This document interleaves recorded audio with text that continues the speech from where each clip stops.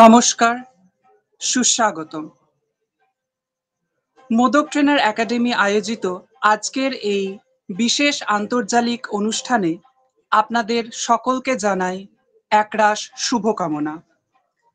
আজকের বিষয়টি নেতাজির আদর্শে নিবেদিত প্রাণ বিপ্লবী অমলেন্দু ঘোষ ও বেঙ্গল ভলান্টিয়ার্স আমাদের জাতীয় ইতিহাসে এক গৌরবময় অধ্যায়। নেতাজি সুভাষচন্দ্র বসু ভারত তথা বিশ্বের ইতিহাসে এক অবিস্মরণীয় অধ্যায়। আমরা আজও অনুপ্রেরিত হই, তার অগ্নিসম বাণীর দ্বারা আমরা উদ্বুদ্ধ হই প্রতিনিয়ত। তার আদর্শের টানে যেসব বিপ্লবী দেশের স্বাধীনতার জন্য আত্মনিবেদন করেছেন, তাদের মধ্যে অন্যতম নাম বিপ্লবী অমলেন্দু ঘোষ। তার অনন্য ত্যাগ, সংগ্রাম এবং সাহসিকতা আজও আমাদের প্রত্যেককে প্রতিনিয়ত উদ্বুদ্ধ করে চলে। বেঙ্গল ভলান্টিয়ার্সের মতো সংগঠন যারা ব্রিটিশ ঔপনিবেশিক শাসনের বিরুদ্ধে আন্দোলনে সক্রিয় ছিল, তাদের অবদানও আজকের আলোচনায় বিশেষভাবে উল্লেখিত হবে। আজকের এই আলোচনা আমাদের আবারও স্মরণ করিয়ে দেবে সেই মহান বিপ্লবীদের, যাদের আত্মত্যাগের জন্য আমরা আজকের এই স্বাধীন ভারতবর্ষের নাগরিক হতে পেরেছি। আমাদের আজকের এই আলোচনা আমাদেরকে আরো ভীষণভাবে অনুপ্রেরিত করবে এবং প্রত্যেকের হৃদয়ে দেশপ্রেমের মশাল আরো তীব্রভাবে প্রজ্বলিত করবে। আজকে যে দুজন বিশিষ্ট ব্যক্তিদের আমরা পাশে পেয়েছি, তাদের সম্বন্ধে দু চার কথা। বিপ্লবী অমলেন্দু ঘোষের জ্যেষ্ঠা কন্যা শ্রীমতী রাজশ্রী গুহ লেডি ব্রেবোন কলেজের কৃতী ছাত্রী ছিলেন। কলকাতা বিশ্ববিদ্যালয় থেকে গণিত বিষয়ে স্নাতকোত্তর করেছেন। কর্মজীবনে তিনি ভারতীয় রিজার্ভ ব্যাংকে ছিলেন। বর্তমানে রাসবিহারী রোডে স্থিত বিবেকানন্দ সেন্টার ফর সোশ্যাল সার্ভিসেসের সহ-সভাপতি। এনারই সাথে আমরা পেয়েছি বিপ্লবী অমলেন্দু ঘোষের কনিষ্ঠা কন্যা শ্রীমতী মিতা বন্দ্যোপাধ্যায়কে। ইনিও লেডি ব্রেবোন কলেজের একজন কৃতী ছাত্রী, পদার্থবিদ্যা বিষয়ে স্নাতক সাম্মানিক, টেগোর রিসার্চ ইনস্টিটিউটের ছাত্রী ছিলেন। এনার সঙ্গীত শিক্ষা বৈতানিক শিল্পগোষ্ঠী এবং শ্রী সুবিনয় রাহা মহাশয়ের কাছে। জয়পুর নিবাসী শ্রীমতী মিতা বন্দ্যোপাধ্যায় ওখানে রবীন্দ্র চর্চার প্রচার এবং প্রসারের উদ্দেশ্যে বেশ কিছু সঙ্গীত এবং অন্যান্য রবীন্দ্র বিষয়ক অনুষ্ঠান করেছেন। আজকের এই সুন্দর অনুষ্ঠানে দুই বিশিষ্ট বক্তাকে সশ্রদ্ধ নমস্কার এবং একরাশ আন্তরিক শুভেচ্ছা জানাই। এবার আমি আমন্ত্রণ জানাবো আমাদের মাননীয় বক্তাদের, যারা আজকের এই আন্তর্জালিক অনুষ্ঠানে গুরুত্বপূর্ণ বিষয়ের ওপর আলোকপাত করবেন। সবাইকে ধন্যবাদ এবং একরাশ শুভকামনা জানিয়ে আজকের অনুষ্ঠান শুরু করছি।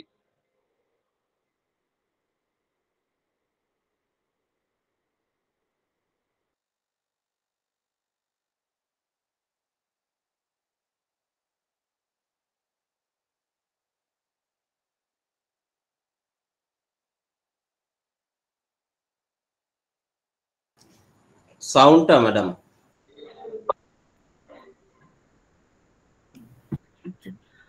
আমি অমলেন্দু ঘোষের ছোট মেয়ে মিতা বন্দ্যোপাধ্যায় বলছি।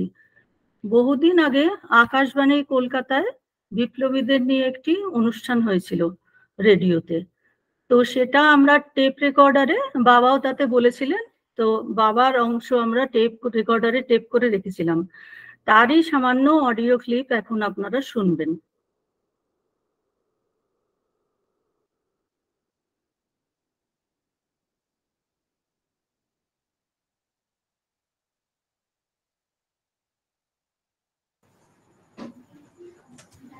বিপ্লবী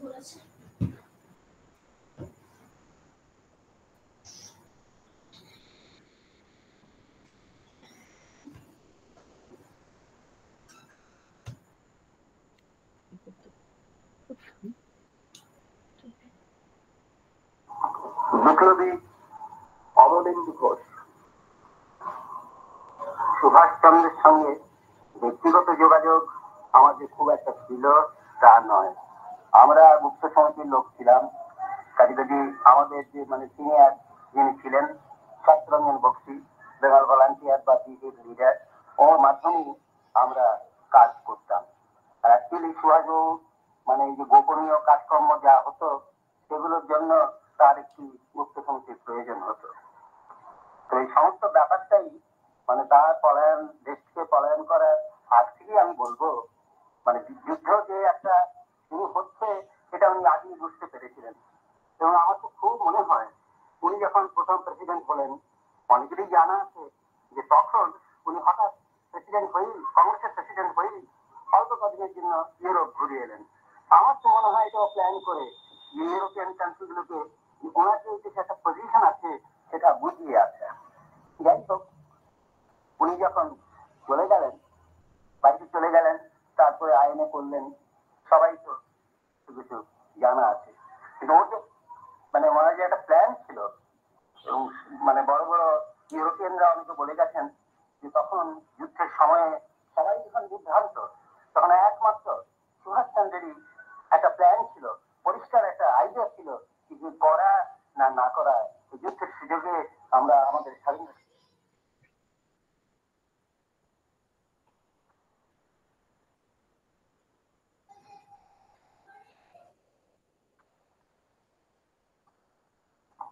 বিপ্লবী অমলেন্দু ঘোষ সুভাষচন্দ্রের সঙ্গে ব্যক্তিগত যোগাযোগ আমাদের খুব একটা ছিল তা নয়।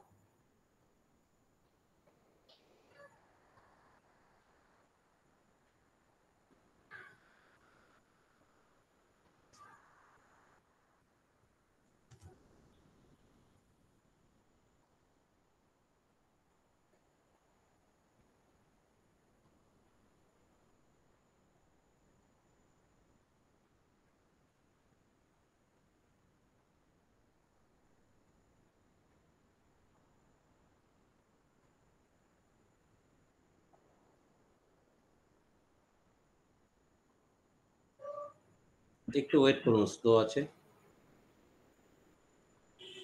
ঠিক আছে।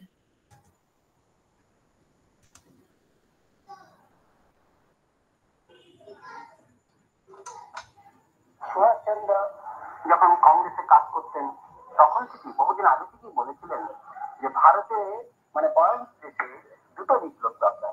একটা হচ্ছে দেশের স্বাধীনতা সংগ্রাম করা, দেশের স্বাধীনতা আনা, যেটাকে বলা ছিল জাতীয় বিপ্লব, এবং সেই কাজটা হয়ে গেলে তারপরে হবে গিয়ে সমাজতান্ত্রিক বিপ্লব বা সামাজিক বিপ্লব। এখন ঠিক সেই কাজের জন্য এবং তিনি সবসময় এটা লক্ষ্য রাখতেন যেন কখনোই সামাজিক বিপ্লবের ব্যাপার নিয়ে আমরা আগেই বেশি ব্যস্ত না হয়ে পড়ি, তাহলে জাতীয়তাবাদী বিপ্লব বা জাতীয় বিপ্লব মার হয়ে যাবে। এবং এই জন্যই তিনি এই যে মানে এটা নিয়ে অনেক কন্ট্রোভার্সি আছে, তার এই যে মানে সাহায্য না ইয়ে না এই সমস্ত ব্যাপার ট্যাপার নিয়ে আর কি, কিন্তু সমস্ত সেটা প্রত্যেক দেশই স্বাধীনতার জন্য করে থাকে। আমেরিকাও নিয়েছিল, এমনকি লেনিনও নিয়েছিল সাহায্য আর কি। কাজী তিনিও সেদিক দিয়ে নিয়েছেন।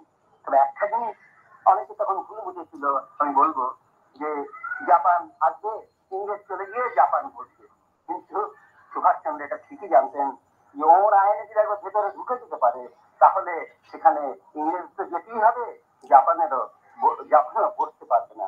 সেদিন আমাদের মুখ্যমন্ত্রীও বলেছিলেন যে আমরা তখন সুভাষচন্দ্রকে বুঝতে একটু ভুল করেছিলাম, কারণ জাপানে দাবিদার হয়ে আসবেন, কিন্তু তা নয়। যদি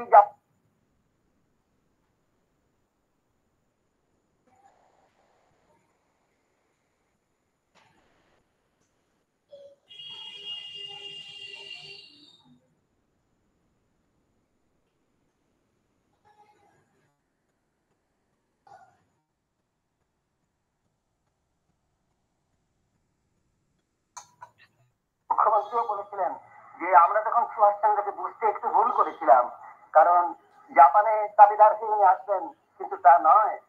যদি জাপানে সে বসতে চাইতো তাহলে ওর বন্দুক যে জাপানের বিরুদ্ধেও যেত আর কি উনি তুলে ধরতেন, সেই জিনিসটা আমরা বুঝতে তখন একটু ভুল করেছিলাম। আচ্ছা, সুভাষচন্দ্রের পরিকল্পনা ছিল তিনি তার ভাষণে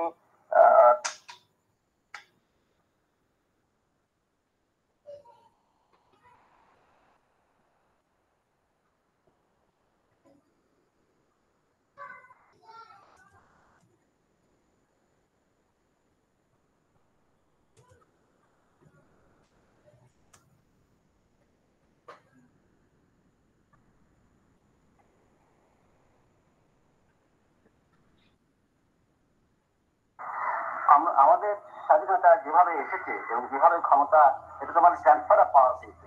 যদি সুভাষচন্দ্রের আইনে সাকসেসফুল হতো আর কি, তাহলে হয়তো রেভলিউশনারি ওয়েতে জিনিসটা হতো।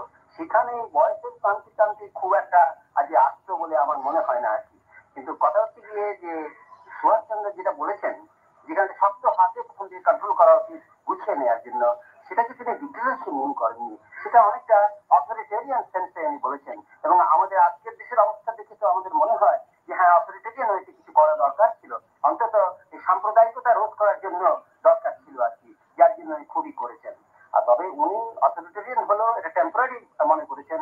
আদতে ওনার যে পলিসি ছিল, উনি ডেমোক্রেসি পছন্দ করতেন এবং সোশ্যালিজমও পছন্দ করতেন। তবে উনি কমিউনিস্ট ছিলেন না, এটা সবাই জানেন আর কি। আর ওনার যেটা ছিল সেটা হচ্ছে গিয়ে হিউম্যান ডিগনিটি, মানুষের সম্মান, মনুষ্যত্বের সম্মান দিতে হবে, এই জিনিসটা সম্বন্ধ তিনি খুব ওয়াকিবহাল ছিলেন।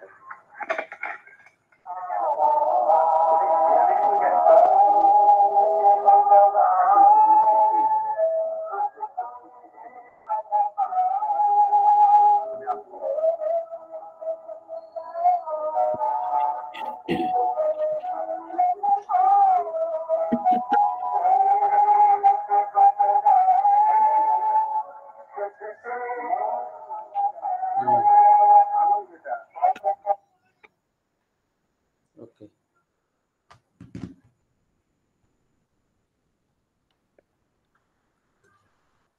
Okay, madam, complete.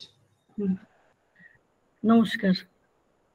প্রথমে ধন্যবাদ জানাই মোদক ট্রেনার একাডেমির কর্ণধার শ্রী গণেশ মোদক ও ডক্টর গার্গী দেকে আমাদের বাবা বেঙ্গল ভলান্টিয়ার্সের বিপ্লবী স্বর্গীয় শ্রী অমলেন্দু ঘোষ সম্পর্কে আজ আমাকে বলবার সুযোগ দেবার জন্য।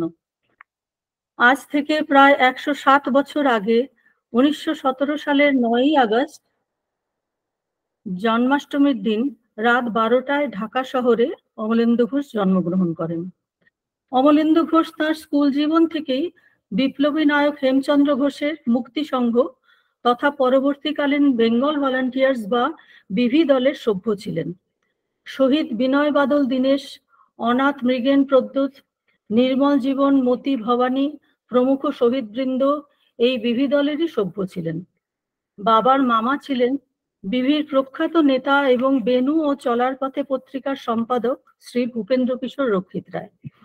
তাই বাড়ির নাম মুকুল ঘোষ নামেও অমলেন্দু ঘোষ পরিচিত ছিলেন বিপ্লবীদের কাছে। অমলেন্দু ঘোষ তাঁর বিপ্লব ও বিপ্লবী বইয়ের ভূমিকায় লিখেছেন, বিপ্লবী ভারতের যথার্থ মূলাধার ছিলেন স্বামী বিবেকানন্দ। তাঁরই প্রদত্ত অভিমন্ত্রে এর উদ্বোধন। স্বামীজির দেহরক্ষার কিছু পূর্বে 1901 সালের 13 ও 14 এপ্রিল শ্রী হেমচন্দ্র ঘোষ কয়েকজন তরুণ বিপ্লবী সঙ্গী নিয়ে মানবতা ও দেশভক্তি বিষয়ে স্বামীজির কাছ থেকে পথনির্দেশ ও আশীর্বাদ নিতে গিয়েছিলেন। তাঁদের স্বামী বিবেকানন্দ খোলাখুলিভাবে বলেছিলেন যে পরাধীন জাতির ধর্ম নেই, তোদের একমাত্র ধর্ম মানুষের শক্তি লাভ করে পরস্যাপরহরীদের তাড়িয়ে দেওয়া। স্বামী বিবেকানন্দের সঙ্গে এই সাক্ষাৎকার সম্পর্কে বিপ্লবী শ্রী হেমচন্দ্র ঘোষ 1906 সালে স্বামী বিবেকানন্দের ছোট ভাই ডক্টর ভূপেন্দ্রনাথ দত্তকে ইংলিশে একটি চিঠি লিখেছিলেন, তারই অনুরোধে তাঁর বিখ্যাত স্বামী বিবেকানন্দ প্যাট্রিয়ট প্রফেট বইটিতে সংযুক্ত করার উদ্দেশ্যে। হেমচন্দ্র ঘোষের চিঠি থেকে কিছু কিছু অংশ পড়ে শোনাবো। স্বামীজি তাঁর প্রিয় সম্বোধন অমৃতস্য পুত্রা বলে তাদের পিঠ চাপড়ে দিলেন। The very touch and tone electrified us with enthusiasm and surrender. The veins in us quickened and our hearts throbbed. The cyclonic monk was speaking before us. Swamiji মানব ধর্ম ও সমন্বয়বাদের পথে একটি জাতীয় চরিত্রের ভিত্তি গড়তে বললেন। উনি বললেন, শরীর গঠন ও সাহসিকতা সবার আগে দরকার। শরীরম মাধ্যম। Honor women folk as the physical embodiment of Mahamaya herself and the motherland itself in human form. Janani janma bhumischa sargadapi gariyasi. তাছাড়া স্বামীজি জীবকে শিবজ্ঞানে, দরিদ্র নারায়ণ জ্ঞানে উজ্জীবিত করার জন্য সংঘবদ্ধ সেবাব্রত গ্রহণ করতে বললেন। দেশ থেকে ডোন টাচেবিলিটি দূর করতে বললেন। Mahamaya helps those who help themselves, he wrote. Swamiji gymnasium ও লাইব্রেরিও খুলতে বললেন। হেমচন্দ্র আরো লিখলেন, The patriot saint blessed me with a gentle look and said, man making is my mission of life. Hemchandra, you try with your comrades to translate this mission of mine into action of reality. Your duty should be service to the motherland. India should be freed politically first. শেষে হেমচন্দ্র লিখলেন, with inspiration and blessing of Vivekananda, we set out in our pilgrimage for the temple of liberty with heart within and God overhead. স্বামীজির নির্দেশে বিপ্লবীরা তাই physical fitness বা শরীর গঠন, চরিত্র গঠন, সংঘবদ্ধ সমাজ সেবা এবং অভয় লাভের জন্য আধ্যাত্মিক শক্তিতে নিজেদের বলিয়ান করে তুলতে লাগলেন। অমলেন্দু ঘোষ ছোটবেলা থেকেই স্কুলের জিমনাসিয়ামে সব রকম শরীর চর্চা করে নিজেকে কর্মঠ ও সবল করে তুলেছিলেন। তার চরিত্র গঠন ও আধ্যাত্মিকতার উন্মেষে বাবার দাদু যোগেন্দ্র কিশোর রক্ষিত রায় ও মা প্রতিভা দেবীর বিশেষ অবদান ছিল। বাবার দিদিমা হেমলতা দেবীও খুব তেজস্বিনী ছিলেন। তিনি ছিলেন বিপ্লবীদের জননী। তাঁদের খাওয়ানো, আশ্রয় দেওয়া, বিপ্লবীদের নিষিদ্ধ ইস্তেহার, বই সব লুকিয়ে রাখা বা কোথাও নিয়ে যাওয়া, প্রয়োজনে সবই করতেন তিনি সফলভাবে। এই পরিবারের প্রভাব বাবার উপর বিশেষভাবে পড়েছিল। আজ থেকে 100 বছর আগের এই পরিবারটি ছিল সত্যি অসাধারণ। অমলেন্দু ঘোষের দাদু উদার ও তেজস্বী চরিত্র সম্পন্ন সঙ্গীতজ্ঞ যোগেন্দ্র কিশোর রক্ষিত রায় ঢাকায় সরকারি চাকরি করতেন। অতি সুকণ্ঠ ছিল তাঁর। বঙ্গভঙ্গ প্রতিরোধ আন্দোলনের সময় একটি স্বদেশী সভায় দেশাত্মবোধক গান গাইবার অপরাধে তিনি সরকারি চাকরি থেকে অপসারিত হন। সবাইকার শত অনুরোধেও ব্রিটিশ সরকারের কাছে ক্ষমা প্রার্থনা করতে তিনি রাজি হননি। এরপর থেকে তিনি ঢাকা ইডেন কলেজে সঙ্গীত অধ্যাপক রূপে নিযুক্ত ছিলেন। সঙ্গীত শিক্ষক রূপেই তিনি বাকি জীবন কাটিয়েছেন। ব্রাহ্ম সমাজেও উনি গান গাইতেন। ওনার এক ছেলে ভূপেন্দ্র কিশোর ও 3 মেয়ে ছিলেন। অমলেন্দু ঘোষের মা ছিলেন ওনার মেজ মেয়ে শ্রীমতী প্রতিভা দেবী। অমলেন্দু ঘোষের বাবা অমূল্যনাথ ঘোষ ক্যালকাটা পোর্ট ট্রাস্টে চাকরি করতেন। তিনিও উদার ও সংস্কৃতিবান ছিলেন। ঠাকুমার গান শেখায় তাঁরও উৎসাহ ছিল। কিন্তু বাবা অমলেন্দু ঘোষের মাত্র 1.25 বছর বয়সে তার মৃত্যু হয়। তারপর ঠাকুমা প্রতিভা দেবী শিশুপুত্র মুকুলকে নিয়ে কলকাতা থেকে ঢাকায় নিজের বাবার বাড়িতে চলে আসেন। মুকুলকে দাদু যোগেন্দ্র কিশোর ও দিদিমা পরম স্নেহে লালন পালন করেন। যোগেন্দ্র কিশোর মেয়েদের সার্বিকভাবে শিক্ষিত করে তোলার বিশেষ উৎসাহী ছিলেন। তাঁরই আগ্রহে ও ব্যবস্থাপনায় বাবার মা ও মাসিমারা বাড়িতেই শিক্ষকদের কাছে পড়াশোনা, গান বাজনা, ছবি আঁকা ইত্যাদি শিখেছিলেন। তারা কীর্তন ও রবীন্দ্রসঙ্গীতও গাইতেন। ঠাকুমাদের আঁকা ছবি দেখেছি, খুব সুন্দর রঙের প্রয়োগ। আমাদের ছোট ঠাকুমা উর্মিলা দেবী সেতার, এসরাজ ও বেহালা বাজানোতেও পারঙ্গম ছিলেন। ওনার আঁকা বড় বড় পোর্ট্রেট, জল রং ও অয়েল পেন্টিং অপূর্ব ছিল। ঢাকায় একটি অনুষ্ঠানে তাঁর এসরাজ বাজানো শুনে রবীন্দ্রনাথ ঠাকুর খুব প্রসন্ন হয়েছিলেন। ঠাকুমারা স্বদেশী যুগে বাড়িতে চরকা ও তাঁতও চালাতেন। এই সবই বাবা অমলেন্দু ঘোষের স্মৃতিতে খুব উজ্জ্বল ছিল। তাঁরা রান্নাও ভালো করতেন। বাবা যখন ক্লাস 2-তে পড়তেন তখন রবীন্দ্রনাথ ঠাকুর বাবাদের স্কুলে এসেছিলেন। রবীন্দ্রনাথ ঠাকুরের মুখচ্ছবি ও বক্তৃতা দেওয়া বাবার মনে গভীর রেখাপাত করেছিল। একটি উঁচু ক্লাসের ছেলে বড় একটা তালপাতার পাখা দিয়ে রবীন্দ্রনাথ ঠাকুরকে হাওয়া করছিল। আর বাবার মনে হচ্ছিল, আহা, আমি যদি ওনাকে হাওয়া করতে পারতাম। এটা তিনি আমাদের বলতেন। তখন তো ইলেকট্রিসিটি ছিল না। প্রথম যখন ইলেকট্রিসিটি আসে, বাবা তখন আইএসসি পড়তেন। সন্ধ্যাবেলা চতুর্দিক আলোয় আলোময় হয়ে গেল, অবাক বিস্ময় তখন তাদের। 1.25 বছরের মুকুলকে নিয়ে ঢাকায় ফিরে কিছুদিন পরে প্রতিভা দেবী নিজের বাবা যোগেন্দ্র কিশোরের কাছে ইংরেজি সাহিত্য ও সংস্কৃত পড়তে আরম্ভ করেন। তখন ক্যালকাটা সংস্কৃত অ্যাসোসিয়েশন থেকে পুরাণ শাস্ত্রে 3 ভাগে আদ্য, মধ্য ও উপাধি, এই 3টি পরীক্ষা হতো। ঠাকুমা এই পরীক্ষা দেওয়ার প্রস্তুতি আরম্ভ করলেন। ঢাকা সংস্কৃত কলেজের অধ্যক্ষ পণ্ডিত মহাশয়ের কাছে রীতিমতো সংস্কৃত পড়তে আরম্ভ করলেন। আমি ওনার পরীক্ষার সিলেবাস নিজের দাদুর খাতা থেকে অমলেন্দু ঘোষ লিখে রেখেছিলেন। আমি এখানে তার উল্লেখ করছি একটু ধারণা পাওয়ার জন্য। গীতা, চণ্ডী, ভাগবত, 4 ভাগ ব্যাকরণ কৌমুদী, সম্পূর্ণ মহাভারত, সম্পূর্ণ বাল্মীকি রামায়ণ ও আধ্যাত্ম রামায়ণ, সম্পূর্ণ বিষ্ণু পুরাণ ইত্যাদি এবং যোগ বাশিষ্ঠ বৈরাগ্যাধ্যায়, সমস্ত মূল সংস্কৃত শ্লোক বিভিন্ন টিকা সহ পাঠ করে 1924 সালে ঠাকুমা আদ্য পরীক্ষায় উত্তীর্ণ হন। তারপর মধ্য পরীক্ষায় উত্তীর্ণ হয়ে গভর্নমেন্ট থেকে এককালীন 45 টাকা পুরস্কার পেয়েছিলেন। 1927 খ্রিস্টাব্দে উপাধি পরীক্ষার জন্য সম্পূর্ণ তৈরি হয়ে গিয়েছিলেন, ফিস দেওয়া হয়ে গিয়েছিল, কিন্তু অসুস্থতার জন্য শেষ পরীক্ষাটা আর দিতে পারলেন না। 1 বছর কঠিন রোগ ভোগের পর পরম বিদুষী প্রতিভা দেবী মাত্র 29 বছর বয়সে মারা যান। বাবা অমলেন্দু ঘোষের তখন মাত্র 10.5 বছর বয়স। মায়ের উদাত্ত কণ্ঠে সংস্কৃত শ্লোক পাঠ আজীবন বাবার স্মৃতিতে উজ্জ্বল ছিল। শাস্ত্র তিনি শুধু পড়েননি, তার অর্থ হৃদয়ঙ্গমও করেছিলেন। শ্রীরামকৃষ্ণ পার্ষদ শ্রী সুবোধানন্দজির কাছে দীক্ষিতা প্রতিভা দেবী মাত্র 29 বছর বয়সে মৃত্যুশয্যায় জপ করতে করতে মা হেমলতা দেবীকে কাঁদতে দেখে বললেন, মা কাঁদো কেন? মৃত্যু সে তো এপিঠ ওপিঠ। 10 বছরের ছেলে অমলেন্দু ঘোষকে বললেন, বাবা মানুষ হয়েও, মানুষ হয়েও, আমার আর কিছু বলবার নাই। মায়ের এই কথা অমলেন্দু ঘোষ চিরকাল মনে রেখেছিলেন। সত্যি মানুষ হয়েছিলেন তিনি। দেশে পৈতা আন্দোলনের সময় বাবাও 10 বছর বয়সে কান্নকুব্জের পণ্ডিত মহাশয়ের কাছে পৈতা নিয়েছিলেন মায়েরই আগ্রহে। আর একজন বিখ্যাত পণ্ডিত বিদ্যানিধি মহাশয় বাবাকে ব্রহ্ম গায়ত্রী সম্পর্কে প্রাঞ্জল ভাষায় উপদেশ দিয়েছিলেন। আধ্যাত্মিক অধিকার লাভের জন্য এও ছিল এক ধরনের বিপ্লব।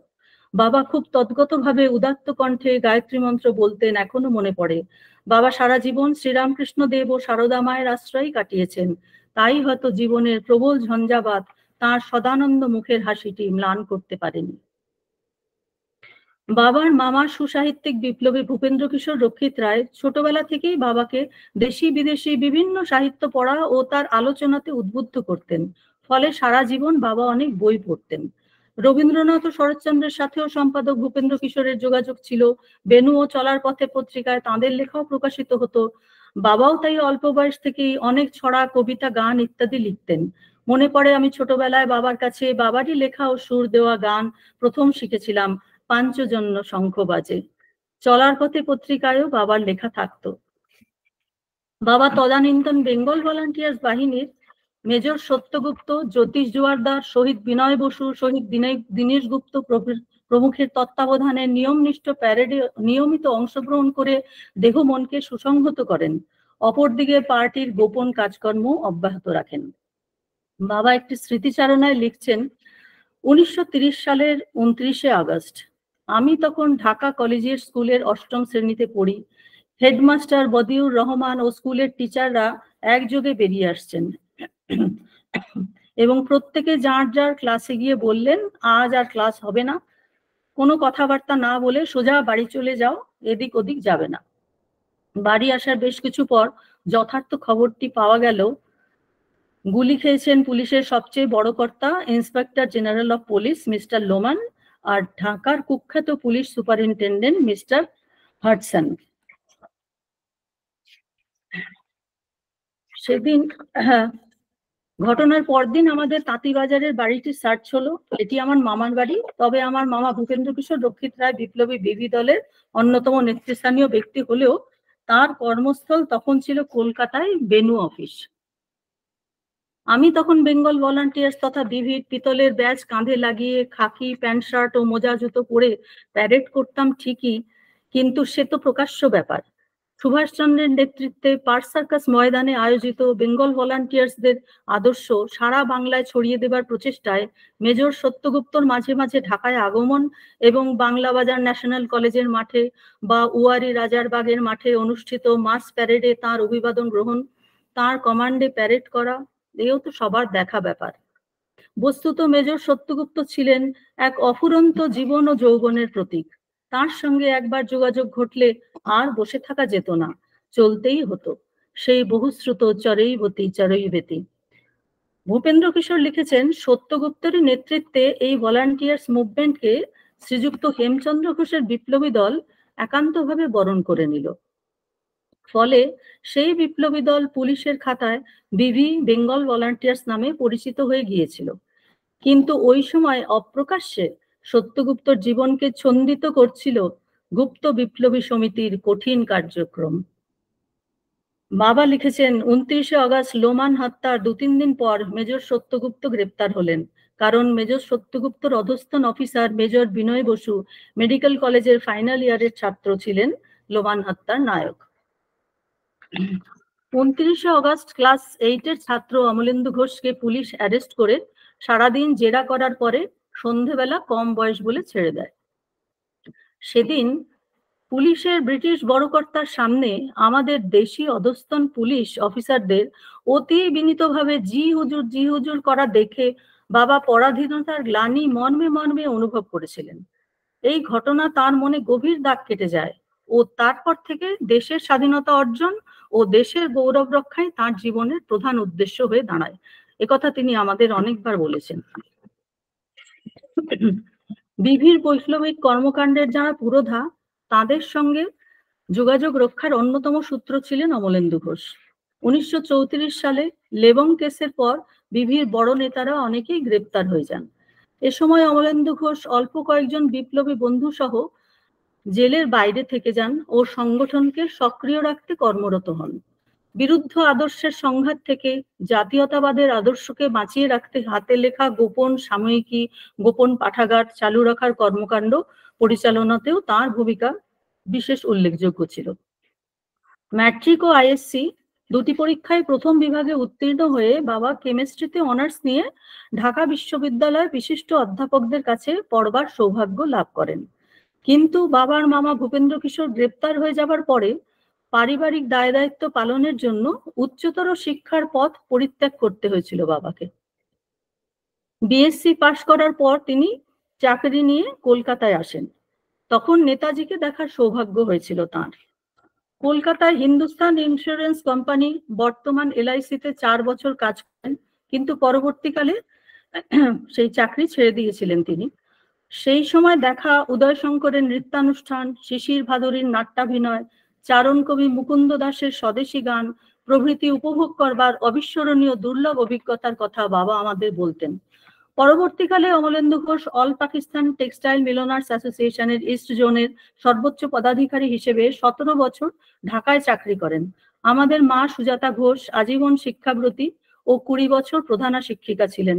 তিনি বাবার জাতীয়তাবাদী সাহিত্য রচনায় সবসময় পাশে থেকেছেন।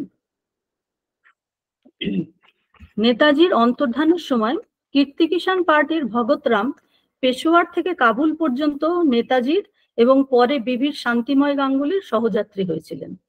কিন্তু দ্বিতীয় মহাযুদ্ধের সময় 1941 সালের 22শে জুন হিটলার মানে জার্মানি হঠাৎ রাশিয়া আক্রমণ করার পরে মস্কোর নির্দেশে ভারতের কমিউনিস্ট পার্টির সঙ্গে কীর্তি কিষাণ পার্টিও ইংরেজের বন্ধু হয়ে গেল। ফলে সুভাষচন্দ্রের অন্তর্ধানের ব্যাপারে তারা যা জানতো তার অনেক কিছুই ব্রিটিশেরও জানা হয়ে গেল ও তাদের এই বিশ্বাসঘাতকতার ফলে সুভাষচন্দ্রের পরিকল্পনার সাথে যুক্ত বিপ্লবীরা অনেকেই গ্রেপ্তার হয়ে যান।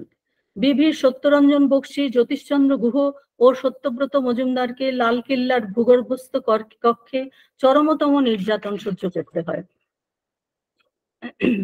বিভির সাথে যোগাযোগ রক্ষার জন্য বাবার অফিসের ঠিকানাটি জ্যোতিষ গুহ কীর্তি কিষাণ পার্টিকে দিয়েছিলেন।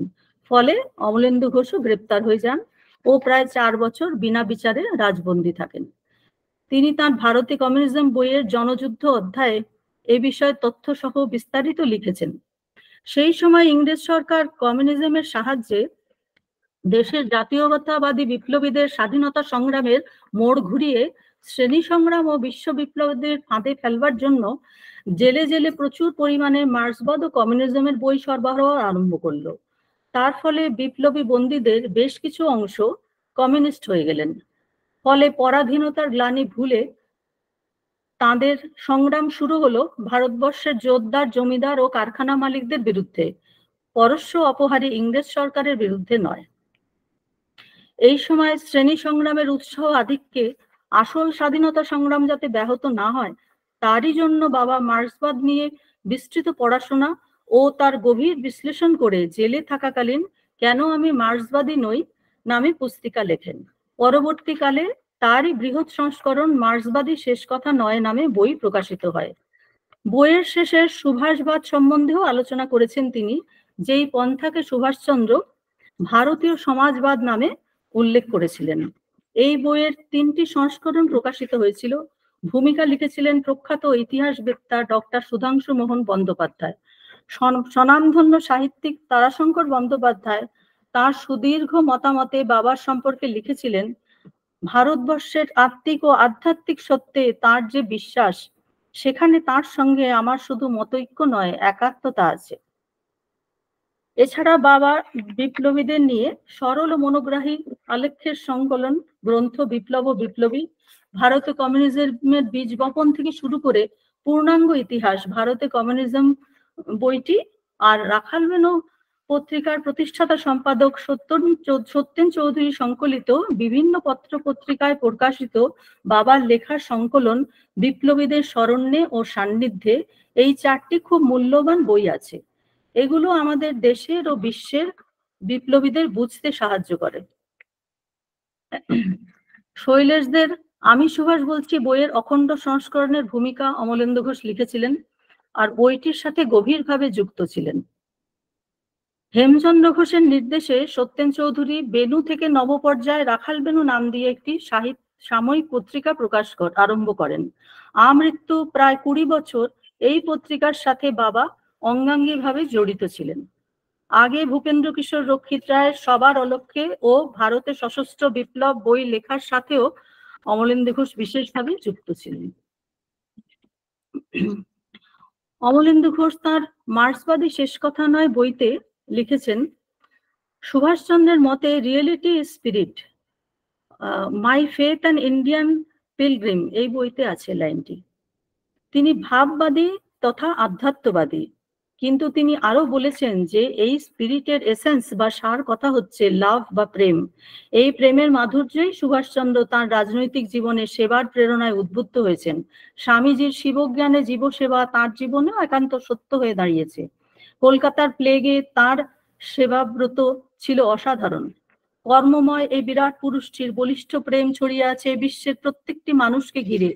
তাই মানুষের স্বাধীন চিন্তা, তার নিজস্ব ভাবনা, তার ভগবত অনুভূতি, তার দর্শন, তার কাব্য, সাহিত্য, শিল্প, সংস্কৃতি, এসব কিছুকেই সুভাষচন্দ্র সম্মান দিয়েছেন। কোনো সময় তিনি এসব নিয়ন্ত্রণ করতে চাননি। তার কাছে মানুষের মর্যাদা, ডিগনিটি অফ ম্যান ও বিবেকের মুক্তির, ফ্রিডম অফ কনসিয়েন্সের স্থান হলো সবার উপরে। বিপ্লব ও বিপ্লবী বইতে অমলেন্দু ঘোষ লিখেছেন, রবীন্দ্রনাথ তার 70 বছরের জন্মজয়ন্তীর প্রতিভাষণে একটি বড় খাঁটি কথা বলেছিলেন, যে দেশ মাটিতে তৈরি নয়, মানুষে তৈরি। তাই অমলেন্দু ঘোষ লিখেছেন, দেশ গড়ার প্রথম কাজই হলো দেশের মানুষ গড়া। দেশের স্বাধীনতার জন্য যারা সংগ্রাম করেছিলেন তারা জাতীয়তাবাদী বিপ্লবী হন বা অহিংস অসহযোগী হন, তাদের প্রত্যেকেরই জীবনে একটা সাধনা ছিল। তাদের দল নেতৃত্ব তাদের সত্যিকারের চরিত্রবান করে গড়ে তুলতে বিশেষ নজর দিতেন। তাদের প্রভাব কম বেশি জনসাধারণের ওপরেও পড়তো। কিন্তু ইংরেজ এদেশ থেকে চলে যাবার পর দেশে অজস্র প্রজেক্ট বা প্রকল্প গৃহীত হলো, কাজও হলো অনেক, কিন্তু জাতির চরিত্র গড়ে তোলার দিকে কেউ কোনো নজরই দিলেন না। অথচ দেশ মাটিতে তৈরি নয়, মানুষে তৈরি। এই সংকট থেকে উদ্ধার না পেলে জাতি হিসেবে কিছুতেই বড় হওয়া যাবে না। একটি আনন্দময় অভিজ্ঞতার কথা অমলেন্দু ঘোষ বলেছেন তার বিপ্লব ও বিপ্লবী বইতে, তার কিছু অংশ উদ্ধৃত করছি। তখন যুদ্ধ শেষ, রাজবন্দীদের ক্রমে ক্রমে জেল থেকে ছাড়া হচ্ছে, বিভিন্ন জেল থেকে তাদের এনে প্রেসিডেন্সি ও দমদম জেলে একত্র করা হচ্ছে। 1945-এর ডিসেম্বরের কোনো একদিন তাই আমাদের কজনের উপর আদেশ এলো ঢাকা জেল থেকে দমদম জেলে বদলি হবার। গোয়ালন্দ হয়ে ভোরবেলা ঢাকা মেল শিয়ালদহ মেন স্টেশনে এসে উপস্থিত হলো। শ্যামবাজার পাঁচমাথার মোড়ের কিছু আগে দাড়িকের দোকান থেকে 1 হাঁড়ি মিষ্টি নেওয়া হলো, কিন্তু তারা দাম নিলেন না। রাজবন্দীদের কটাকার মিষ্টি খাওয়াবে তার আবার দাম। মনে হলো জেল খাটা আমাদের সার্থক। এরপর চায়ের দোকানেও সর্দারজি দাম নিলেন না, দুহাত তুলে বলে উঠলেন জয় হিন্দ। আবারও মনে হলো জেল খাটা আমাদের সার্থক, আজ দেশের লোকের কত কাছে এসে পড়েছি আমরা। এরও কিছুদিন পরে এলো মুক্তির আদেশ। দীর্ঘ 4 বছর পর 1946 সালের 14ই ফেব্রুয়ারি দমদম জেল থেকে বেরোলাম। দমদম ক্যান্টনমেন্ট স্টেশনের টিকিট চেকার ভদ্রলোক যেই জানলেন আমি এইমাত্র জেল থেকে বেরিয়েছি, তখনই নিজেই কুলি ডেকে শিয়ালদহ গ্রামী ট্রেনে আর আমার মাল তুলে দিলেন। জয় হিন্দ ধ্বনি দিয়ে তারপর সহাস্যে বিদায় দিলেন আমাকে। কুলিকে পয়সা দিতে গেলাম, কিন্তু সে পয়সা নিল না। তার মুখেও হাসি, সেও বলছে জয় হিন্দ। এই ঘটনার পুনরাবৃত্তি ঘটলো শিয়ালদহ নর্থ স্টেশনেও। সেখানেও কুলির পয়সা নেওয়া নেই, সঙ্গের মালের ওজন বেশি হয়েছে কিনা দেখা নেই, শুধু হাসি মুখ, শুধু জয় হিন্দ। দেখে আবারও মনে হলো জেল খাটা আমাদের সার্থক। আমরা আমাদের দেশবাসীর বড় আপনজন। দুর্ভাগ্য আমাদের যে আমাদের জনগণের অগ্নিশুদ্ধ সেই পবিত্র মনটিকে আমরা কাজে লাগাতে পারিনি। স্বাধীনতা লাভের পরবর্তীকালে জাতীয়তাবাদী বিপ্লবী নেতাদের মধ্যে অনেকেই পল্লী কল্যাণ ও সমাজসেবামূলক কাজে, প্রত্যন্ত গ্রামে বিদ্যালয় স্থাপন, সুলভ চক্ষু চিকিৎসা ইত্যাদি কাজে নিজেদের নিয়োজিত রেখেছিলেন। শিবজ্ঞানে জীবসেবা, বহুজন হিতায়চ বহুজন সুখায়চ, এই বাণী তাদের চলার পথের প্রেরণা ছিল। অনেকে ভবিষ্যৎ প্রজন্মের জন্য স্বাধীনতা সংগ্রামের ইতিহাস ও নানা বিষয়ে মূল্যবান গ্রন্থ রচনা করে গেছেন। অসাধারণ ছিল বিপ্লবীদের ত্যাগ ও আদর্শ। তাদের সকলকে জানাই আমাদের আন্তরিক শ্রদ্ধা ও প্রণাম। দর্শকদেরও জানাই ধন্যবাদ ও নমস্কার।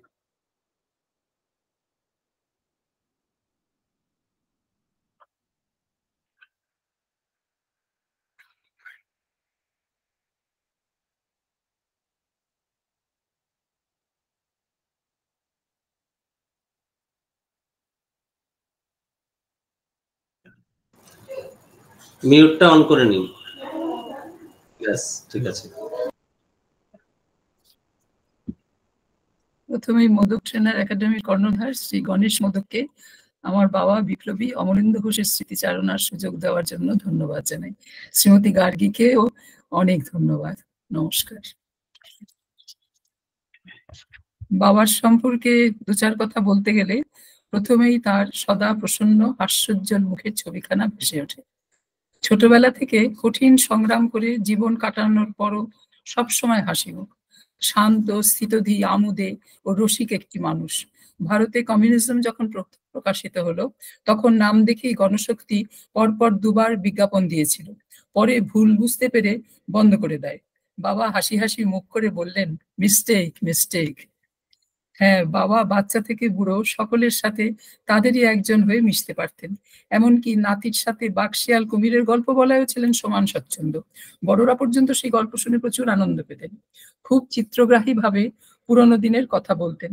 বাবার বুদ্ধিদীপ্ত প্লিজিং পার্সোনালিটি উপস্থিত সকলের কাছেই আনন্দদায়ক ছিল।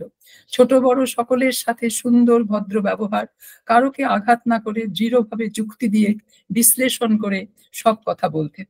তখন লোকে একত্র হলেই ইস্ট বেঙ্গল মোহনবাগান, ঘটি বাঙাল অথবা সিপিএম কংগ্রেস নিয়ে বিরাট বাকযুদ্ধ শুরু করে দিত। বাবাকে কখনো দেখিনি। বাবা বলতেন, সকলেই বয়স্ক, ম্যাচিওর্ড, নিজের ধারণা কেউ পাল্টাবে না। Let us agree to differ. কথা বলার অন্য বহু বিষয় আছে। সম্পূর্ণ ভিন্ন মত পোষণ করলেও মানুষ হিসেবে বাবাকে সকলে পছন্দ করতেন। বাবার শেষ কাজে সিপিএম এর মন্ত্রী, সিপিআই এর এমপি, জয়শ্রী রামধনী সহ মানুষ সকলে একসাথে বসে নিমন্ত্রণ রক্ষা করে গেছে। আজকাল চতুর্দিকে যা শুনছি, আরেকটা কথা না বললেই নয়। একটি কুকথাও কোনোদিন বাবার মুখ থেকে বের হয়নি। কারোকে বকতে গেলে তার অন্যায়টাই তুলে ধরতেন, তার সাথে পাজি গাধাটুকুও যোগ করার প্রয়োজন হয়নি। আমাদের শাস্ত্রে বলে, জিহ্বায় দেবী সরস্বতীর বাস, সেই আসনের স্যাংটিটি অক্ষুণ্ণ রেখে গেছেন। জীবনের শেষ 25 বছর আমাদের মা বাবা উভয়ের স্থান একাই পূর্ণ করে গেছেন। শেষ জীবনে ভালো রান্না করতেও শিখেছিলেন। বাবা মেধাবী ছাত্র ছিলেন। কেমিস্ট্রি অনার্স পড়তে পড়তে অভাবের জন্য 2 বছরের মাথায় অনার্স ছেড়ে দিয়ে পাসে বিএসসি পরীক্ষা দিয়ে চাকরিতে ঢুকে পড়েন। তখন ঢাকা ইউনিভার্সিটির কেমিস্ট্রির হেড অফ দি ডিপার্টমেন্ট ছিলেন প্রফেসর জ্ঞানচন্দ্র ঘোষ। উনি দুঃখ করে বলেছিলেন, অনার্সটা ছেড়ে দিল, ছেলেটির প্র্যাকটিক্যালের হাত খুব ভালো ছিল। বাবা বলতেন, বিভিন্ন ইনগ্রেডিয়েন্টস দিয়ে রান্না করার সময় উনি কেমিস্ট্রি প্র্যাকটিক্যাল করার আনন্দ খুঁজে পান। আরেকটা কথাও এখানে বলতে খুব ইচ্ছে হচ্ছে, বাবা তার দাদু দিদিমার কাছেই মানুষ হয়েছেন। বাবার দাদু যোগীন্দ্র কিশোর রক্ষিত রায় গানের জগতের মানুষ ছিলেন। সভা সমিতিতে দেশাত্মবোধক গান গাওয়ার অপরাধে সরকারি চাকরিটি খুইয়ে স্কুলে গানের শিক্ষকতা ও গানের টিউশনি করে সংসার চালাতেন। দাদুর কাছে ঢাকার সব নামকরা সঙ্গীত প্রতিভারা আসতেন। তাদের মধ্যে বিখ্যাত ভগবান সেতারি অন্যতম ছিলেন। বাড়িতে একটা সুরের হাওয়া বইত। তার মধ্যে বড় হয়ে ওঠায় নিজে গাইতে না পারলেও শুনে শুনে কান তৈরি হয়ে গিয়েছিল। কোনো সুর কানে এলে রাগ রাগিনী সহজেই বুঝতে পারতেন। সাহিত্য, রাজনীতি, বিজ্ঞান, ধর্ম সব বিষয়ই প্রথম পাঠ বাবার কাছে নেওয়া যেত। বাবা বলতেন, আমি কোনো বিষয়ই মাস্টার নই, কিন্তু আমি খুব ভালো জ্যাক। সমসাময়িক সব বিষয়ে যথাসম্ভব খবর রাখতেন। দিনের মধ্যে বহুবার ট্রানজিস্টরে খবর শুনতেন, ইংরেজি, বাংলা, হিন্দি, এমনকি সংস্কৃতে ইতিবার্তা পর্যন্ত। নতুন সবকিছু জানার ব্যাপারে প্রবল আগ্রহ। তখন তো আর গুগল মাস্টার ছিল না। ওষুধ কেনার সময় দোকান থেকে চেয়ে লিটারেচার নিয়ে এসে তার composition, uses and side effect সম্পর্কে জেনে নিতেন। ক্রিকেট খেলার ধারা বিবরণী শুনতে খুব ভালোবাসতেন। একবার ঢাকা স্টেডিয়ামে ওয়েস্ট ইন্ডিজের খেলা দেখতে যাওয়ার সুযোগ হয়েছিল। হলের ফাস্ট বোলিং এর গল্প খুব করতেন। বলতেন, প্রায় 1/2 মাইল দূর থেকে দৌড়ে এসে বল করে। যে আউট হয় সে নিশ্চয়ই বলটা দেখতে পায় না। নিজে অবশ্য ক্রিকেট ফুটবল খেলেননি। ক্লাস 8-এ পড়ার সময় থেকেই অন্য মানসিকতা। দেশের কাজের প্রস্তুতি হিসেবে ব্যায়ামের আখড়ায় গিয়ে শরীরচর্চা করতেন। বৃদ্ধ বয়সেও লোডশেডিং থাকলে অজানিত কোনো বিপদের আশঙ্কায় আমাদের 2 বোনকে দরজা খুলতে দিতেন না। বলতেন, আমি খুলবো, আর কিছু না হোক একটা ঘুষি তো মারতে পারবো।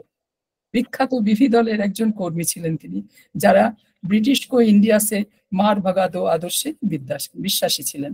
বাবার মানসিক শক্তি শেষ পর্যন্ত অটুট ছিল। বলতেন, আমার কোনো মৃত্যু ভয় নেই।